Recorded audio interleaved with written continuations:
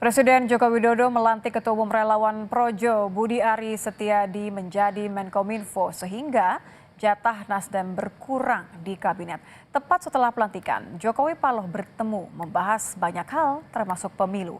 Apa makna penting pertemuan itu? Lengkapnya dalam ulasan Istana bersama jurnalis Kompas TV Friska Clarissa.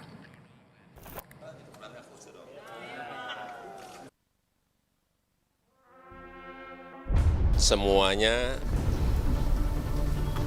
dalam tujuan akhir agar segera bekerja cepat.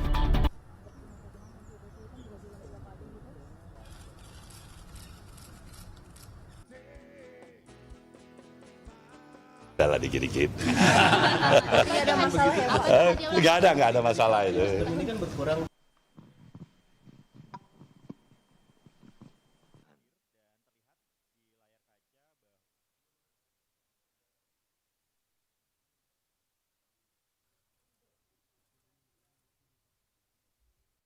Presiden Joko Widodo mereshuffle posisi Menkominfo ditempati Budi Ari Setiadi yang juga dikenal sebagai Ketua Umum Relawan Projo. Artinya, kursi yang ditinggalkan mantan Menkominfo Joni Plate tidak lagi jadi milik Nasdem. Tampak kebetulan sehari sebelum reshuffle, Ketua Umum Nasdem Surya Paloh mengkritik revolusi mental Jokowi.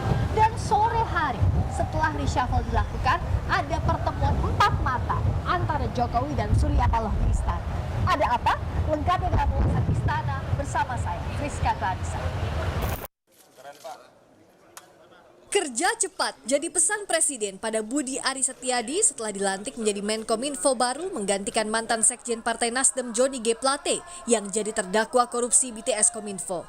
Itu juga yang jadi jawaban Jokowi saat ditanya mengapa bukan menteri dari Nasdem yang gantikan Plate. Kurang dari 1,5 tahun waktu tersisa, Ketua Umum Relawan Pro Jokowi Projo ini didorong untuk menuntaskan proyek BTS Kominfo sebagai salah satu prioritas.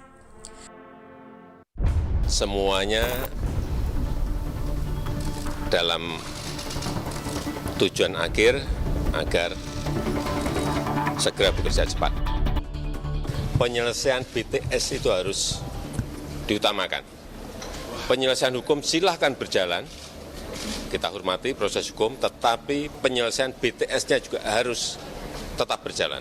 Karena nanti menyangkut pelayanan kepada masyarakat, terutama di daerah-daerah terdepan dan tertinggal. Menkominfo pun berjanji tancap gas lakukan perintah Presiden. Ya, kami sejak pagi tadi sudah melakukan koordinasi rapat-rapat dengan seluruh pejabat di Kementerian Kominfo untuk mengidentifikasi masalah-masalah strategis terutama penugasan yang diberikan oleh Pak Presiden Joko Widodo khususnya mengenai penuntasan atau perwujudan penyelesaian pengadaan BTS yang ada di seluruh Indonesia. Yang menarik, tampak seperti kebetulan setelah reshuffle dilakukan, sore harinya Presiden Jokowi dan Ketua Umum Nasdem Surya Paloh bertemu di istana. Pertemuan empat mata itu berlangsung 1 jam menurut informasi yang kami himpun dari sejumlah petinggi Nasdem. Surya Paloh menyebut pertemuan empat mata itu berlangsung hangat membahas banyak hal. Paloh bercerita sebelum reshuffle dirinya diajak komunikasi dengan Jokowi dan tak masalah kursi di kabinet berkurang. Paloh pun membocorkan saat bertemu Jokowi bertanya soal sosok bacawa pres pendamping Anies. Paloh pun bercerita keduanya sempat santai membahas kritikan Paloh soal revolusi mental. Nah, Pak Jokowi juga tanya, siapa ini wakil presidennya nih? Saya bilang saya belum mikirin itu. Yang saya tahu itu Pak Anies itu barangkali yang urusnya. Ada obrolan dulu nggak Pak sebelum reshuffle itu ada obrolan dulu nggak Pak ke Bapak? Adalah dikit-dikit. Nggak ada masalah ya? Nggak ada masalah itu. Untuk Bapak yang menyinggung soal revolusi mental itu Pak Jokowi ada komentar nggak? Ada. Saya sedang tunggu-tunggu Bang Surya ngomong apa lagi nih kan.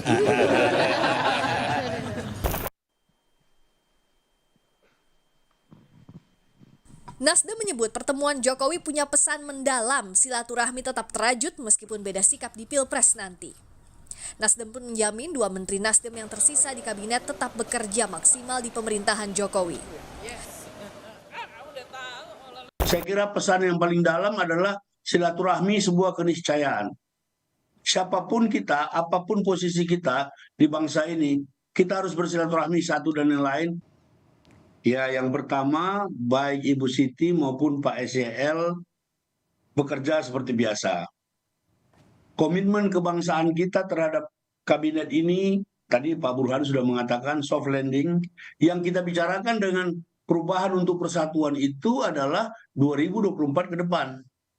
Kalau yang sekarang, Friska bisa lihat bagaimana alotnya pembahasan RUU Kesehatan. Kita tetap bersama partai koalisi.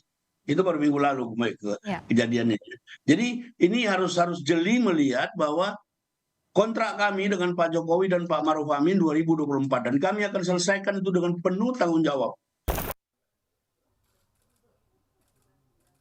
Sementara pengamat menilai pertemuan Jokowi Paloh menjadi pertemuan mahal karena mampu mencairkan kebekuan sejak Nasdem memutuskan berbeda haluan di pemilihan presiden 2024.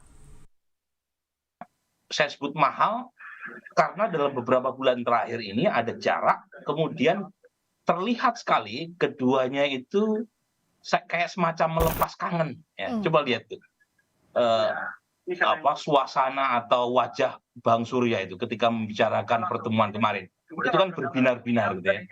Jadi itu sesuatu yang menunjukkan pertemuan kemarin itu lepas dari soal politik itu mampu mencairkan suasana yang membeku dalam beberapa bulan terakhir. Nah pertanyaannya apakah hanya sekedar kangen-kangenan? Saya tidak yakin.